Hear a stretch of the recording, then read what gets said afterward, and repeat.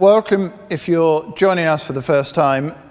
This is the start of a new series called Theology Matters. It's going to be a three-part series. Theology is the study, the understanding of God, you could say. And I'm going to show you a very important video which demonstrates why theology matters so much.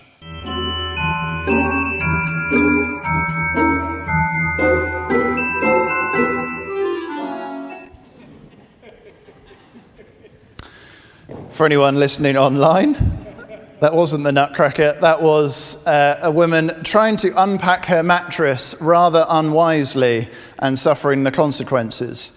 We talk in church about the importance of unpacking the Bible. When we go to the Bible as a church, when you in your homes, wherever you pick up a Bible and try to read it, you try to unpack its meaning. You try to delve deep into it. But if you do that in an unwise way, without good theology, you could easily come to harm. It's very easy to misinterpret, misunderstand, and get things wrong if you don't have a strong theology in place. The sort of basic framework to understand how should I unpack this mattress which is right in front of me without me getting squashed in the process and maybe hurting others as well. So theology matters for that reason, the study of God. We're going to be looking at three major topics: the Ascension, Pentecost, and Trinity. And for anyone who's grown up in Anglican churches, you will recognize that this is the church calendar. For these 3 weeks, we're following the sort of recognized Anglican church calendar, which are these 3 Sundays. So the Ascension, Pentecost, and then Trinity Sunday. If you are interested in studying theology further, we'll talk about it over the next 3 weeks, but the network that we're part of, which is called Commission, runs some brilliant theology courses that we would encourage you to have a look at if you've got some spare time. If you could invest some time and effort into these, it would be well worth it for you, and they vary in their levels of difficulty. So I'm going to leave these here, and you can have a look at them if you are interested. Also, if you're following along in our Grow Guides, we're into the Theology Matters section of our Grow Guides. So there's all the admin. So today we're looking at the Ascension.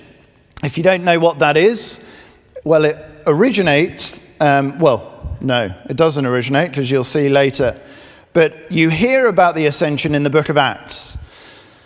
And only 2 verses, really. Jesus has spent time with his disciples after he rose from the dead. And then he's taught them for many days. And then it says in verse 7, "It's not for you to know times or seasons that the Father has set by his own authority, but you will receive power when the Holy Spirit has come on you." So that's him predicting the day of Pentecost. "And you will be my witnesses in Jerusalem, in all Judea and Samaria, and to the ends of the earth." And then verse 9, after he said this, he was taken up as they were watching, and a cloud took him out of their sight. And then that's it. The Ascension has happened. Actually, from heaven's perspective, the Ascension has only just begun. But you might be looking at that and saying, okay, Jesus has done so much on the earth, obviously. He's such an impactful character in history. And then he disappears in the puff of a cloud. What good is that for anyone?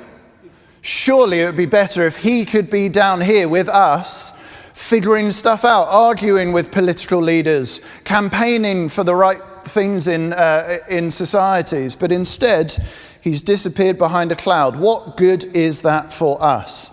And that is the question today. Why is it good news that Jesus is in heaven? Why is it good news for the world and for the future and for all reality that Jesus is in heaven? And I'm going to try and explain that through a famous story in the Old Testament, in the first book of the Bible. So if you could turn to page 32, we are going to look at the story of Joseph. And if you have a lapse in concentration, it is demonstrated in Lego form on the screen above me.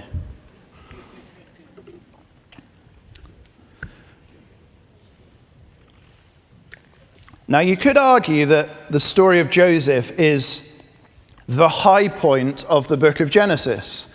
It's where the book of Genesis is leading to. It is the end of the book of Genesis. But it really is what the book of Genesis is looking towards. What happens right at the end. This is a huge story, and it contains not just significance for the book of Genesis and for famous musicals on the West End, but it has huge significance painting a picture or creating a pattern that much of the rest of the Bible will be based on. It is an ascension story. And it starts with a dreamer. Joseph has dreams. He's 17 years old, it says, and he has dreams. Has anyone here heard of Simon's squib? A few of you. You might recognize this. Excuse me, do you have a dream? Pardon? Do you have a dream? Yeah. Tell us. I hope to be a footballer one day. Where's your football?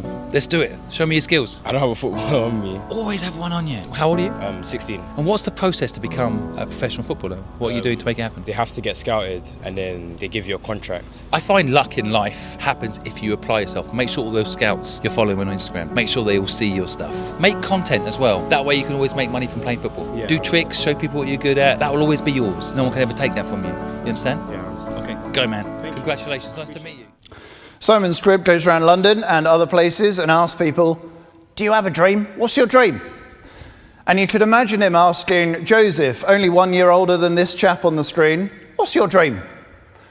And it's not as good an impersonation as I thought it would be in my head. What's your dream? And you can imagine Joseph saying to him, well, I've had two dreams, actually, funnily enough. My first dream was of me and my brothers, and they were all sheaves of wheat, of corn. And I was in the middle of the group, and they were bowing down to me. Simon Scribb, interesting. What's your other dream?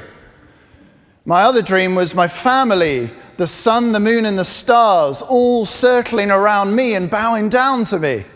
Simon Scribb, oh, all right, that's an interesting dream. So how are you going to make it happen? And that is how the story of Genesis 37 to 50 unfolds.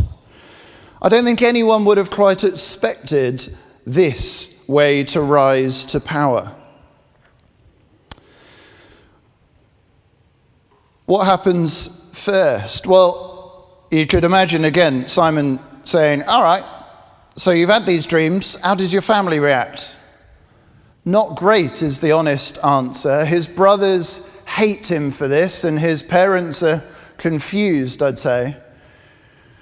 And the brothers, we learn later on, plot to actually kill him. So verse 18, they see him in the distance. So if you don't know, this is the Technicolor Dreamcoat story. It was probably just a very kingly robe that Joseph was given, which meant that he couldn't do hard work. So the brothers have been sent out to do hard work, labor, farming, that kind of thing. And Joseph has been sent to catch up with them to see how they're doing in his royal robes.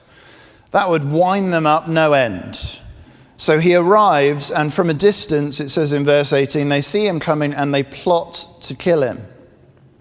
In verse 22, they then change their mind, and instead of killing him, they essentially leave him for dead in a pit with no water.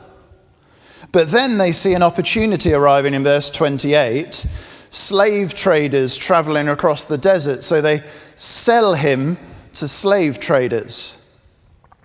And then finally, to try and come up with a story that convinces their dad, Jacob, who loves Joseph more than anyone else, they cover his coat in goat's blood and take it back to their father, who ends this chapter in absolute despair. And then go forward to chapter 39. So Joseph has had two dreams of rising to power, and it's not going well so far. He's been left for dead, then sold into slavery. But then chapter 39, it says, now Joseph had been taken to Egypt. An Egyptian named Potiphar, an officer of Pharaoh and the captain of the guards, bought him. And the Lord, verse 2, the Lord was with Joseph, and he became a successful man, serving in the household of his Egyptian master. When the master saw that the Lord, God, was with him, and that the Lord made everything he did successful, Joseph found favor with his master and became his personal attendant. Potiphar also put him in charge of his household and placed all that he owned under his authority. Okay, so this young man's dreams are starting to become a reality. It's not the way he would have planned necessarily, but he's rising to some sort of power. But then Potiphar's wife steps in. She finds him incredibly attractive and tries to seduce him time after time after time. He has incredible integrity and self-control and refuses to give in to this temptation. And so she becomes furious with him and creates a false accusation and gets him thrown into prison. So his dreams became somewhat of a reality and then were completely dashed. And there he is in prison. But verse 21, but the Lord was with Joseph and extended kindness to him. He granted him favor with the prison warden. The warden put all the prisoners who were in the prison under Joseph's authority, and he was responsible for everything that was done there. The warden did not bother with anything under Joseph's authority because the Lord was with him, and the Lord made everything that he did successful. So again, it's not quite the way you would have imagined at the beginning of the story. What's your dream? My dream is I'm going to be powerful. I'm going to rise to prominence. In a prison? Probably not exactly what he was expecting, but there's some sort of clues here of what's coming. Then there are more dreams. 2 prisoners have a dream each. So there are 2 dreams in the prison. And Joseph, full of God's Spirit, interprets those dreams and the meanings of the dreams. And you can read them for yourselves. And both of those dreams come true, or both of the interpretations. He knows not only what the dreams mean, but what's going to happen. One of those prisoners is rescued, taken out of prison, given his job back. One is executed publicly. And then there's a 2-year gap, a 2-year wait in prison. Joseph is just sat in prison, still in charge of the prison, but he's there for 2 more years until the Pharaoh has 2 dreams. The Pharaoh has 2 dreams about sheaves of corn, which takes us back to the beginning of the story, and then of a whole load of cows. And then the Pharaoh is so confused by his dreams and doesn't know what to do with them that he asks his magicians to help him, but they can't help. And then one of the ex-prisoners says, oh, actually, there's a chap in prison who interpreted my dream before. Let's get him out and see if he can do it. So then in chapter 41, verse 14, Pharaoh sends for Joseph. They quickly brought him from the dungeon. He shaved, changed his clothes, and went to Pharaoh. Pharaoh said, I've had a dream, but no one can interpret it. Can you do it? And verse 16, Joseph said humbly, I'm not able to, but it is God who will give Pharaoh a favorable answer. Then going down to verse 30, he tells him what the dreams will mean, that there will be great abundance in the land, but then there's going to be a horrendous famine for 7 years. And then he says, since the dream was given twice to Pharaoh, it means the matter has been determined. So now let Pharaoh look for a discerning and a wise man and set him over the land of Egypt. And the proposal pleased Pharaoh and all his servants. And he said to him, I'm looking at verse 38, can we find anyone like this, a man who has God's Spirit in him? So Pharaoh said to Joseph, since God has made all this known to you, There is no one as discerning and wise as you. You'll be over my house, and all my people will obey your commands. Only I, as king, will be greater than you." Pharaoh also said to Joseph, "See, I am placing you over all the land of Egypt." Now, this is quite big. Joseph's now in charge of Egypt. Now, this is the risky moment in the message that I would like some involvement from you lot. So I'm going to ask the question, can you imagine that you are an Egyptian? Why is it good news that Joseph is in power in Egypt? Why is it good news that this man is now in charge of the nation? I've been told there may be issues with feedback with microphones. Ewan, you've always got something good to say and on the spot. With Joseph in charge, there's a much reduced chance you will die of famine. Very good. Provision. Liz.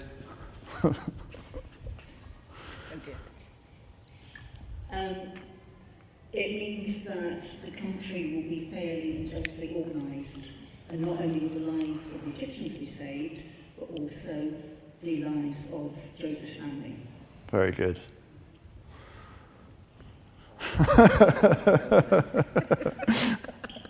You've dodged a bullet, Heather. With Joseph ruling over Egypt, someone who feared God, who had the fear of God. Yeah, the fear of God in them. Yeah. Yeah. Very good. Anyone looking vaguely? Oh, I've actually got a hand waving. Go on, Ivy. She's spotted something. Actually, I think it's when... Hang on. If we look at the verse where Pharaoh asks, where will... I'll hold it. Sorry. If you look at the verse where it said, Pharaoh asked, where will we find such a man who is wise and discerning? I think at that point, God's plan comes into place. Yeah, very good. Anyone else? Oh, Carol. Oh, Abby, are you? We'll go for both the Akawumi. It was proven that God was with him. Proven. Yeah, that God was with him. Super. And Carol, last one. Didn't sign up to running. Just building on what Ali said, it just proves that dreams do come true. Oh, very good. Simon Squibb would like you. So, what's your dream? So, Simon Squibb has asked Joseph, what's your dream? And it's to have a position of power, of influence, of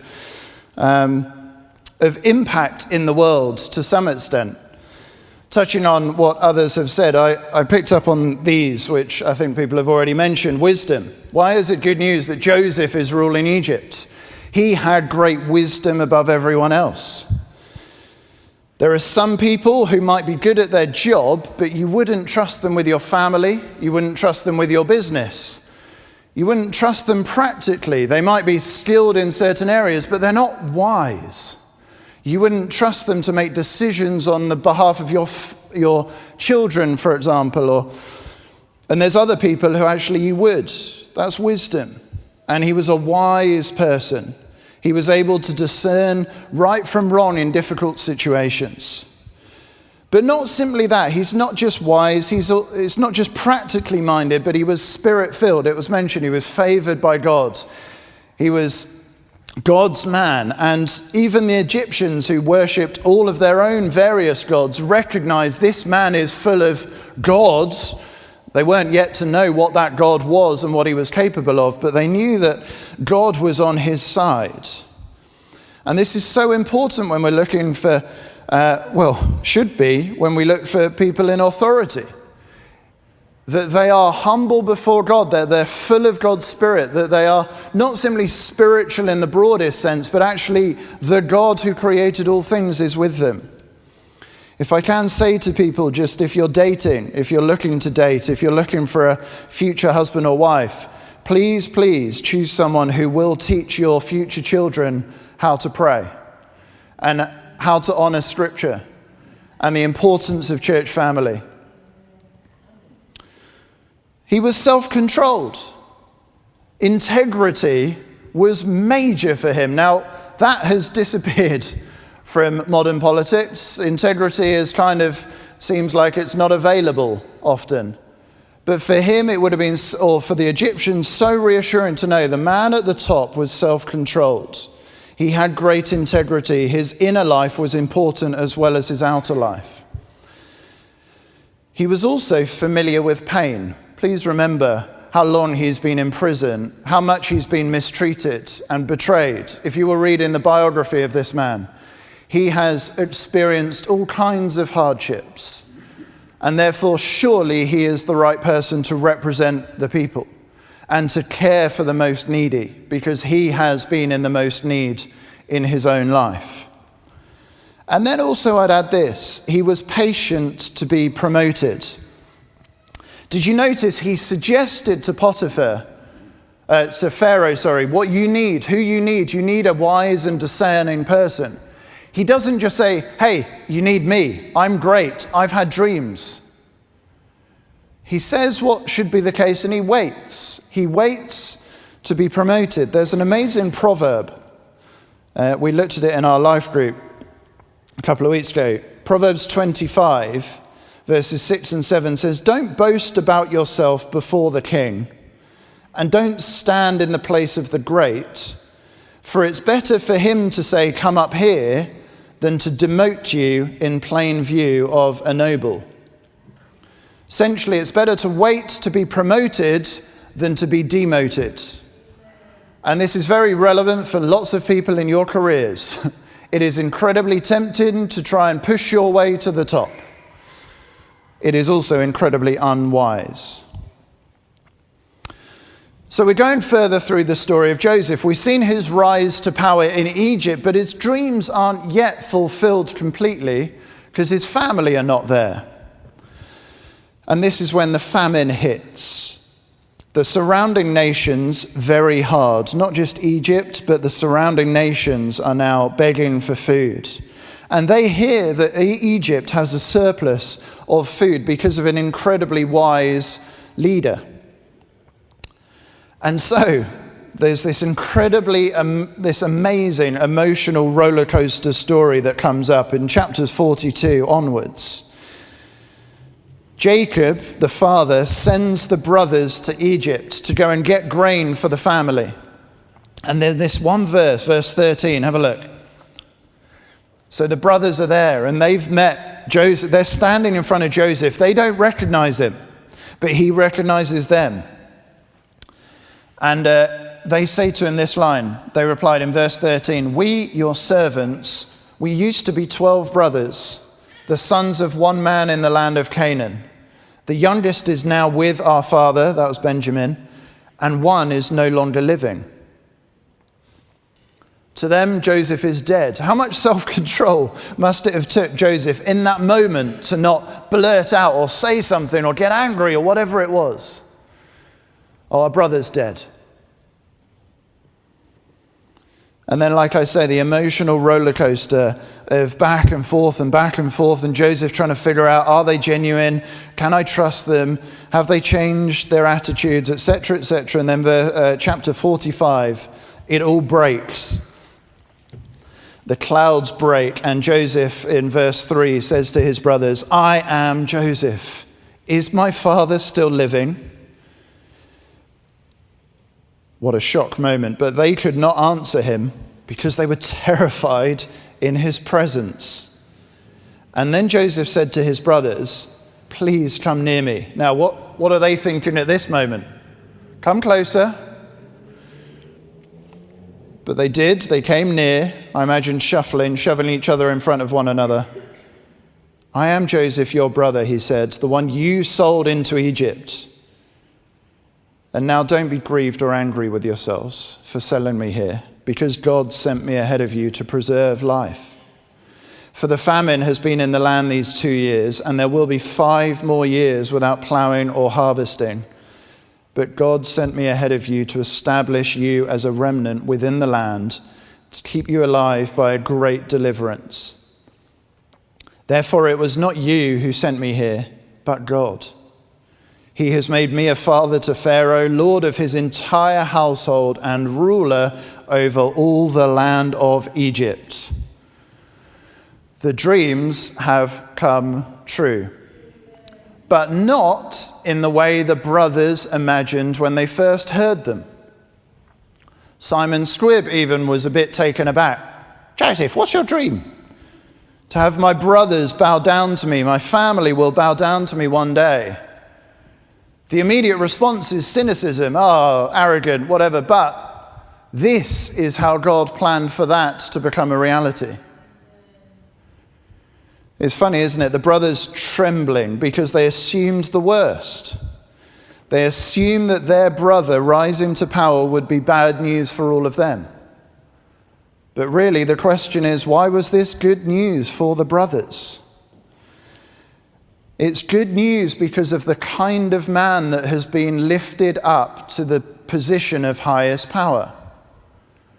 We've already said he was wise and spirit-filled. He was familiar with pain. He was self-controlled. He was patient to be promoted. But not only that, even more, he was merciful. He didn't give them what they deserved.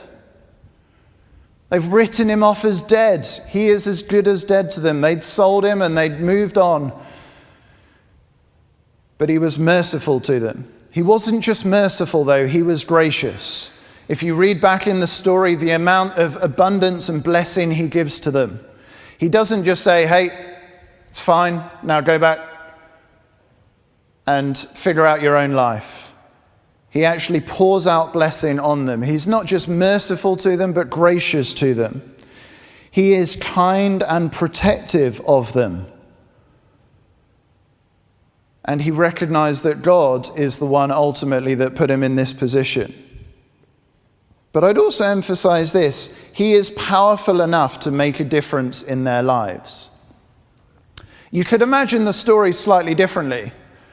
Joseph in prison many, many years later. Yes, he's ruling over the prison, and his family come in because they're desperate for food. And as they're walking into Egypt, they look inside the prison, and there is Joseph, their brother, beaten, mocked, and out of prison he shouts, "I forgive you," which would be lovely. But he can't exactly help them in their predicament. But in this version of the story, he has been raised up to absolute power to protect them. Now, I hope you're seeing that this is painting a powerful picture. See, it's very easy to read these stories, and you can do this correctly. And it's helpful to say, wouldn't it be great if this kind of leader was chosen to rule Great Britain, England, to be put in a position of power? Wouldn't it be wonderful if there were politicians available that represented these kinds of characteristics? That would be great. And it's easy to read a story like this and say, how wonderful that would be. Also, it's easy to read a story like this and say, this is the kind of leader I need to be in my workplace or wherever. And those are all great. That's fine. You can start there with Bible application, but please see that the Bible is doing something bigger than that. It is creating a pattern that continues to unfold for the rest of the story and ultimately is fulfilled in the character of Jesus. The beloved Son of the Father, sent to his brothers in the broadest sense in Israel, and hated for his teaching about being the king of God's future kingdom. He is eventually betrayed by his brothers and sold with coins to foreigners. And he's not just left for dead, but he is executed on a cross. But he comes back from death, and he rises from the dead to a position of absolute power. But just before he rises to absolute power, he reveals himself to his brothers in secret. Those 40 days, he could have gone public, but he reveals himself to his brothers. And in that moment, instead of calling down a horde of angels to finish them and everyone else who harmed him, he forgave them. And he was merciful and gracious. And then he's lifted up above the clouds to a position of absolute authority over all things. So this is where we're getting to. Why is it good news that Jesus is in heaven? It's good news because the most wonderful, gracious, kind, merciful, and powerful person is in the position to control the future. See, there are kind of two views of the future which I see in our culture, or at least one massive message of our culture is that we are all, I know some of you get nervous when I get this close to the edge, we are all on the brink of the abyss. I don't know what podcasts or news stations you listen to, but we are on the edge of economic collapse, climate collapse, population collapse, national collapse. It is just an abyss being painted in front of us. Much of the campaigning of politicians in the last couple of weeks was all of the other parties are leading us into the abyss. But actually they don't promise anything better. There is just an empty chasm ahead of us as humanity. And if that's the case, how are people meant to live? What do people do when there is no hope, when it is just an abyss in front of us?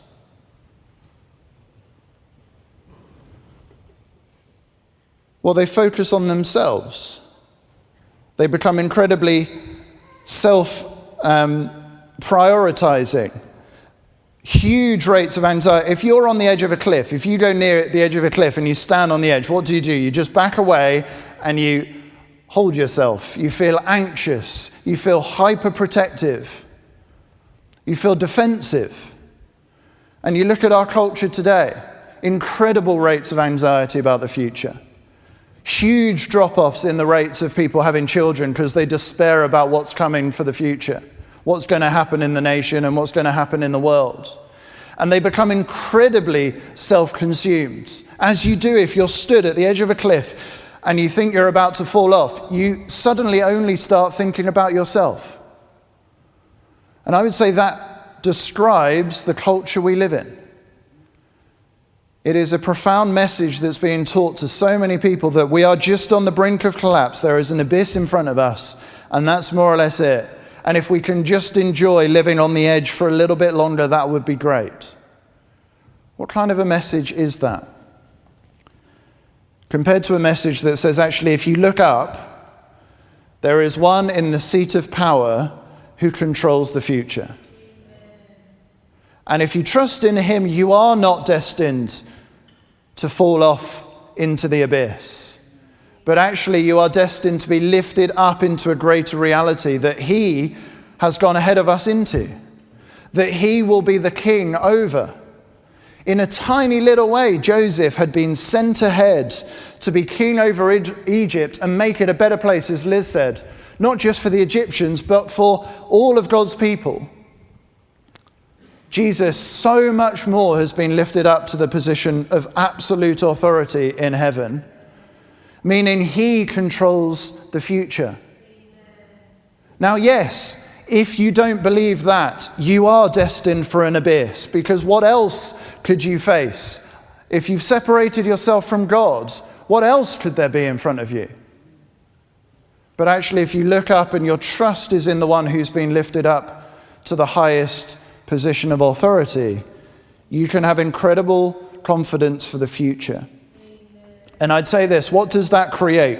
The person who thinks everything is just destined for collapse, they will become incredibly self-conscious and self-focused. But the person who says, actually, the future, we can be confident, they will live in an outward way, in a generous way, in a giving way, because the future, there are rewards to come. There are greater things to come.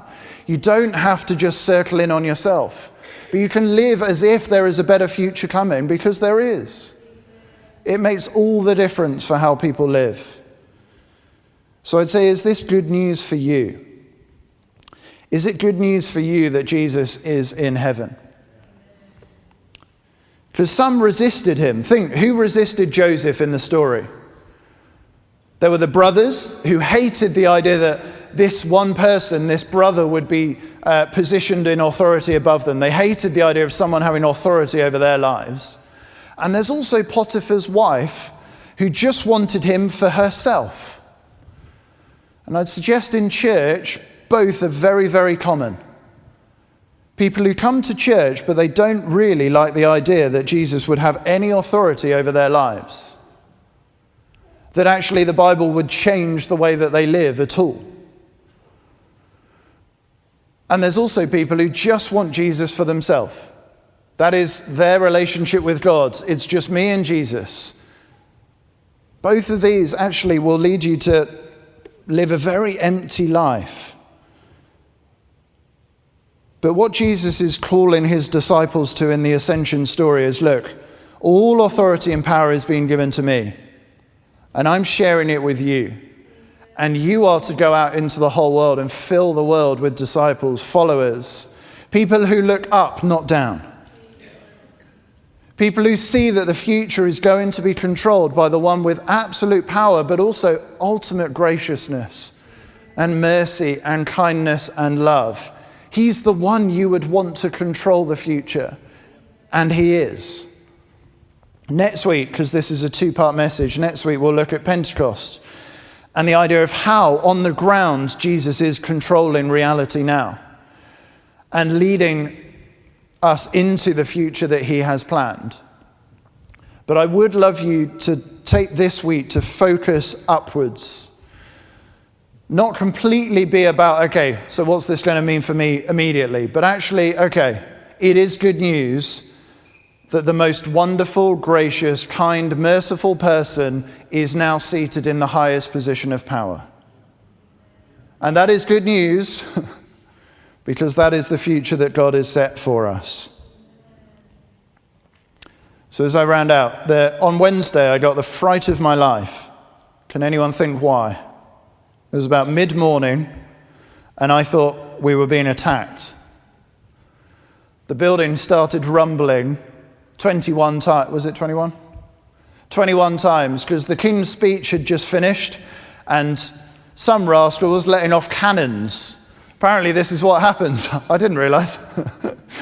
So just over there, cannons blasting. It seemed like for ages. And Guy was fine because he actually knew what was going on. I didn't.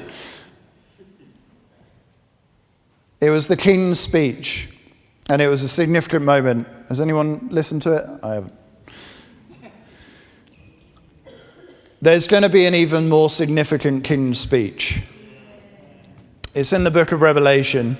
We get a glimpse of what Jesus has said to his disciples now. And I think it gives us a picture of the future. So band, do you want to come up, get ready to help us worship?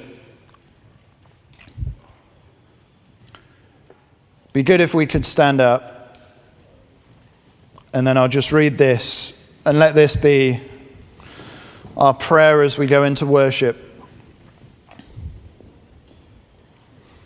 It was good news for Egypt and God's people that Joseph was in power. It's even better news that Jesus is in power. The only reason you can't see him now is because he's positioned in the highest place of authority in heaven, but you will see him.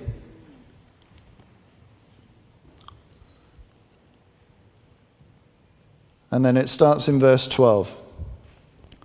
Then I turned to see whose voice it was that spoke to me. This is the King's speech. When I turned, I saw 7 golden lampstands, and among the lampstands was one like the Son of Man, dressed in a robe and with a golden sash wrapped round his chest. The hair of his head was white as wool, white as snow, and his eyes like a fiery flame. His feet were like fine bronze, as it is fired in a furnace, and his voice like the sound of cascading waters. He had 7 stars in his right hand, a sharp double-edged sword came from his mouth, and his face was shining like the sun at full strength. When I saw him, I fell at his feet like a dead man. as the brothers did for Joseph. When they realized it was him, they fell down. They were terrified. But he laid his right hand on me and said, "Don't be afraid. I am the first and the last and the living one. I was dead, but look, I am alive forever and ever, and I hold the keys of death and Hades." Jesus is in charge of the future, and that is good news for all of us. Holy Spirit, please inflame our hearts with worship and wonder at our wonderful King, Jesus. Amen.